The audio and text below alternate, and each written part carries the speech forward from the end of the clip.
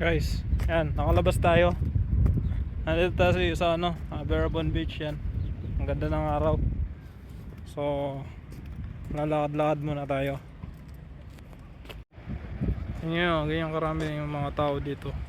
Sobrang dami ng mga tao.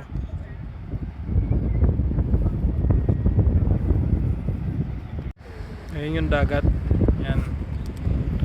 Ang ganda dito sa sa Barabon Beach. Ay, ito mga to, mga nursing home yan. Nursing home. Tapos yan yung dagat.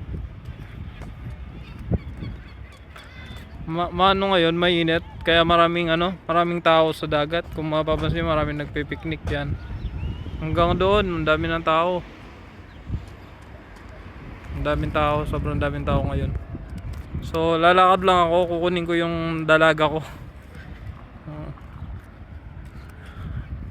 Ano ko na rin kayo, itutur habang naglalakad ako. Yan yung view. Sobrang liwanag ng sikat ng araw, kaya medyo mahangin naman, so hindi masyado mainit, kaya okay lang. Hindi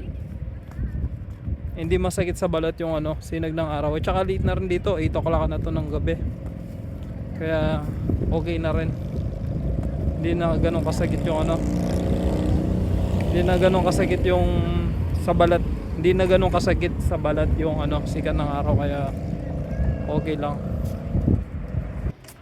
Yan. Okay na guys, yan. Ang ganda dito, yan. Lakad lang tayo.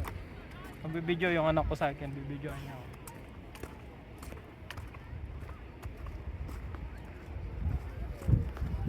Maganda, so nice.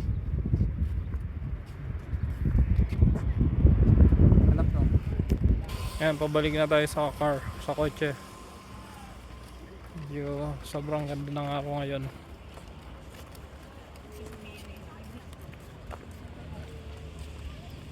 Medyo tahimik pa ngayon yung beach. Hindi, I think kaninang hapon talagang maraming tao, pero ngayon medyo konti na yung mga tao. It's not a lot of people now.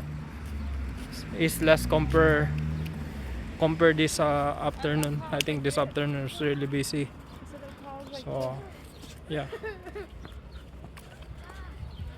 because it's already about 8 o'clock 8 o'clock in the evening this time. So I think some of the people they go home already. So lots of people. So yeah, there you go. Yan, malapit na tayo sa kotse. We're near in the car now, so the car is parked somewhere there. And normally when I go on this weather, on this parking, it's always full, but today I find space on this parking, so easy to find space. That's why I think mostly of the people they gone already. So, but still, look at the parking, it's still full. There's not much space. So yeah, bye bye for now. Bye.